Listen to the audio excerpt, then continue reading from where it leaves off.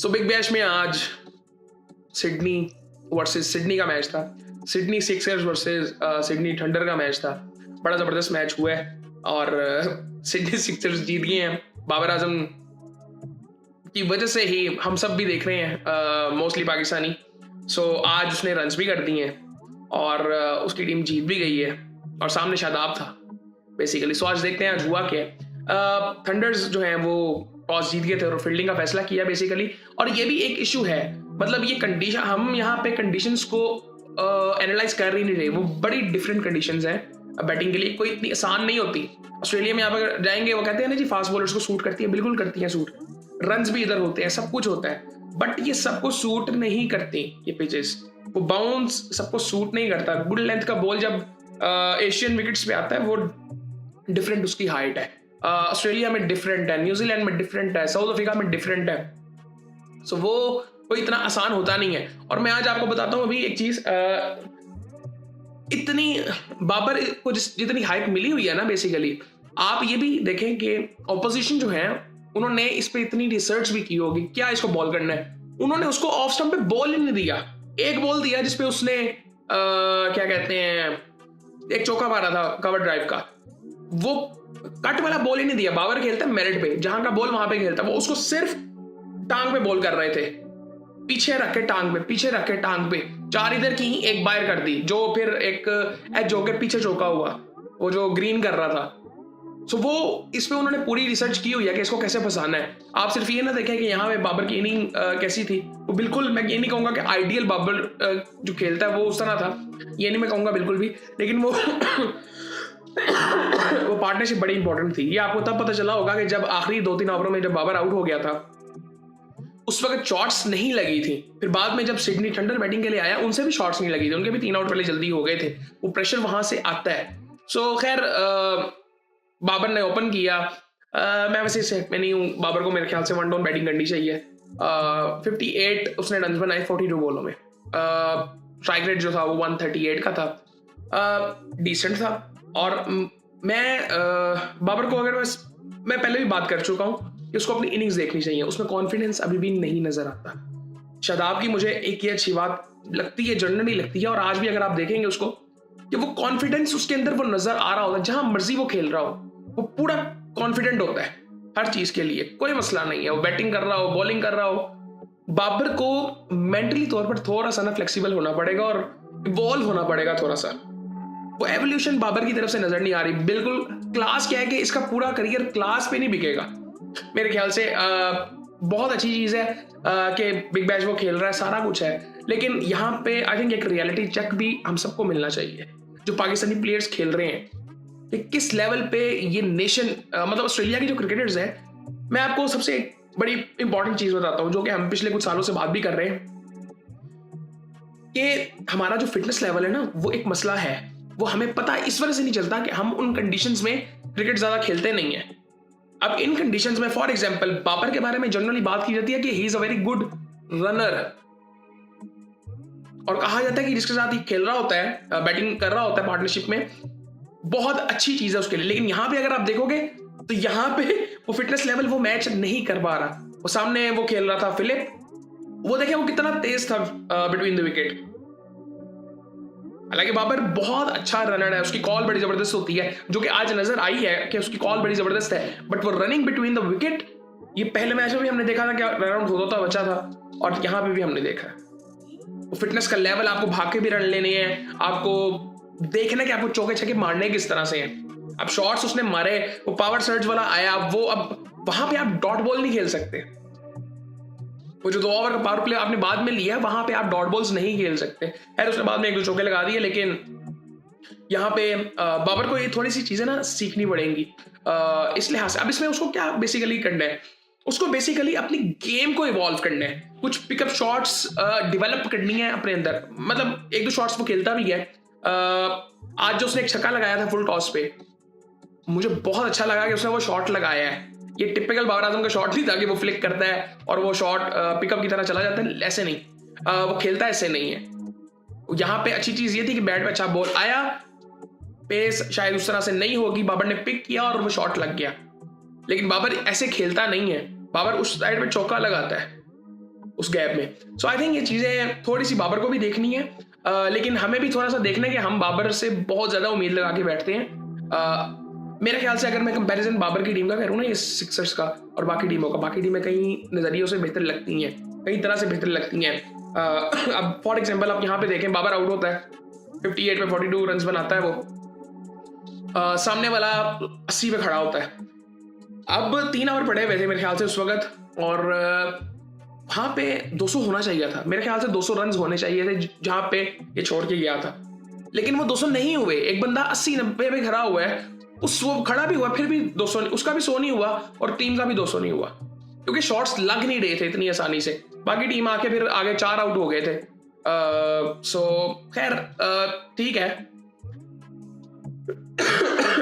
बाबर ने रन्स भी कर लिए, फॉर्म में भी आ गया।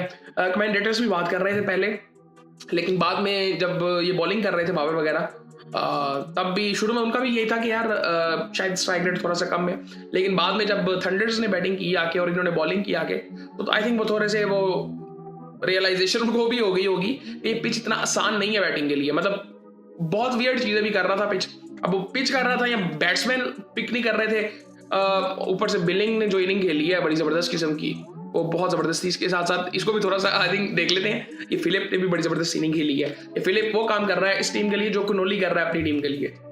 सो खैर अच्छा प्लेयर है ये भी आई थिंक ऑस्ट्रेलिया से खेल चुका हुआ है।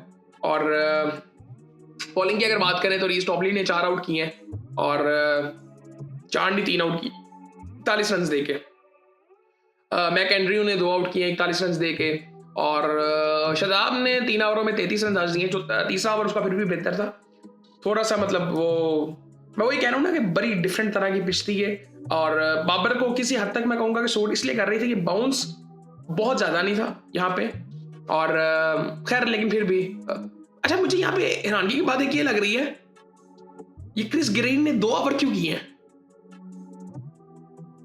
ये मैं नहीं समझ बाहर है कि इसने 2 ओवर क्यों किए हैं। खैर थंडर्स बैटिंग के लिए आते हैं तो कॉन्स्टेस और मैथ्यू गिग्स ओपन करते हैं। शुरू में वो 3 चौके तो लगा देता है, लेकिन फिर आउट हो जाता है। फिर डेविड वार्नर आता है, वो भी 2 रन बना के आउट हो जाता है। 2-3 आउट इनके हो जाते हैं। आई थिंक तीसरा आउट इनका 17 पे होता है, फिर 45 पे चौथा होता है, फिर 94 पे 94 पे 5वां होता है, 97 पे 6ठा, 122 पे 7वां। शादाब काफी देर तक खड़ा रहा, शादाब की अच्छी इनिंग थी आज फिर, और उससे पहले सैम बिलिंग्स ने बड़ी अच्छी इनिंग खेली थी। मुझे ये बड़ा पसंद है, बेसिकली ये लाहौर के अंदर से भी खेलता है। इसने भी अपने आप को बहुत बेहतर किया। आई थिंक ये सिर्फ लीग्स ही खेलता है, और इसने भी अपने आप को जिस तरह से डेवलप किया, जिस तरह से ये शॉट्स लगाता है, इसने बहुत ज़बरदस्त इनिंग्स खेली हुई है PSL में भी, और यहाँ पे भी खेलती है। यहाँ पे भी रेगुलरली ये खेलता है मेरे ख्याल से BBL।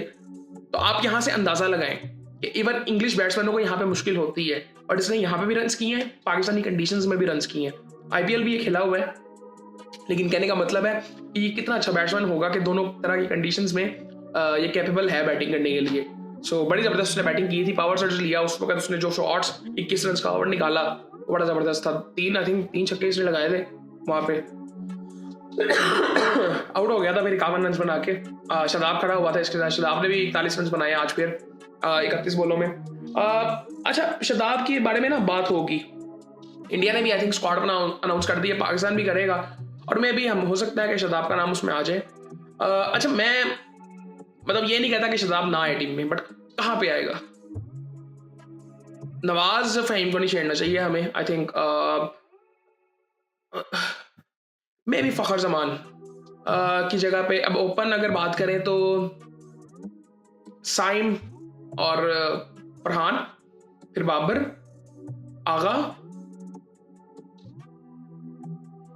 आगा आएगा, फिर आएगा जी कौन है वो, उस्मान है कीपर। अगर उस्मान नहीं होता तो अब ये बात है ना कि उस्मान, रिजवान, फ़खर और शादाब, मैं रखना तो चाहता हूँ शादाब को, बट ये जो ऑप्शंस है ना, मतलब मुझे लगता है कि उस्मान की जगह पे उस्मान भी ठीक है, लेकिन रिजवान के पास एक्सपीरियंस है, वो भी हो सकता है। मैं रिजवान के साथ जाऊंगा, अगर उस्मान के कंपैरिजन में मुझे ले जाना पड़े तो मैं उसके साथ जाऊंगा। रिजवान को कहूंगा कि तूने उसी नंबर पे बैटिंग करनी है। सो एक चीज़ ये हो सकती है। उसके अलावा अब फ़खर और शादाब। तो ये थोड़ी सी चीज़ें हैं जो होकर देखनी पड़ेंगी, बहुत देख के आई थिंक हमें करना पड़ेगा। और बॉलिंग के लिए मैं बड़ा इंटरेस्टिंग हूँ कि बॉलर्स हम कौन से लेके जाएंगे। सो खैर ये सूरत हाल है जी। 151 पे टीम ऑल आउट हो गई थी इनकी थंडर्स की। बॉलिंग की अगर बात करें तो जी 5 आउट कर दी हैं जी एडवर्ड ने, 26 रन दे के 4 ओवरों में। और टॉड मॉर्फी ने 1 आउट किया है जी और 3 आउट किए हैं। डेविस ने स्पिनर था इसलिए बड़ी अच्छी बॉलिंग की है। ये वही बात है ना, अब यहाँ पे ना आज ये जो कर रहा था बेसिकली, अब फॉर एग्जांपल ग्रीन ने भी बॉलिंग की है, उधर शादाब ने भी की है, इसने क्या बेहतर किया, इसने ये पेस को वेरी कर रहा था थोड़ा सा। सो प्रेशर भी था सामने वाली टीम पे, इसने भी अच्छी बॉलिंग की, 3 आउट कर दी है इसने 24 रन दे के 4 ओवरों में। उसके बाद जाफर चौहान ने 3 ओवरों में 33 रन दिए हैं। रिचर्डसन ने 14 रन दिए हैं 3.1 ओवर्स में, अच्छी बॉलिंग कर रहा था ये भी। और एडवर्ड ने 5 आउट कर दिए हैं। सो ठीक है। अब मतलब कमेंटेटर्स भी ये बात कर रहे थे ये टीम अच्छी है, मतलब इनसे ऐसी उम्मीद नहीं की जा सकती कि ये 3 दफ़ा कंसेक्यूटिवली गंदी परफॉर्मेंस दे दें। सो बिल्कुल होगा। मैंने आई थिंक पिछले साल, मुझे नहीं याद पड़ता कि मैंने प्रॉपर्ली फॉलो किया था बीबीएल को। उससे आई थिंक 1 साल पहले मैंने किया था, थोड़ा बहुत किया था, लेकिन प्रॉपर मैचेस नहीं मैंने देखे थे जिस तरह इस दफ़ा हम देख रहे हैं। मे भी बीच में शाहीन की बॉलिंग या हारिस की बॉलिंग मैंने देखी हो। लेकिन वही बात है कि आई थिंक मैं वही बात कहूँगा कि बहुत डिफरेंट है ये लीग। मतलब हमारे यहाँ पे इमोशंस बड़े डिफरेंट है क्रिकेट को लेके। लोग देख रहे हैं लेकिन वो सिर्फ बाबर को देखने के लिए। सो ये चीज़ें बड़ी इंपॉर्टेंट हैं। और बाकी आई थिंक फिर देखते हैं क्या आने वाले टाइम में क्या होता है। सो बाकी फिर आपसे बात होती है।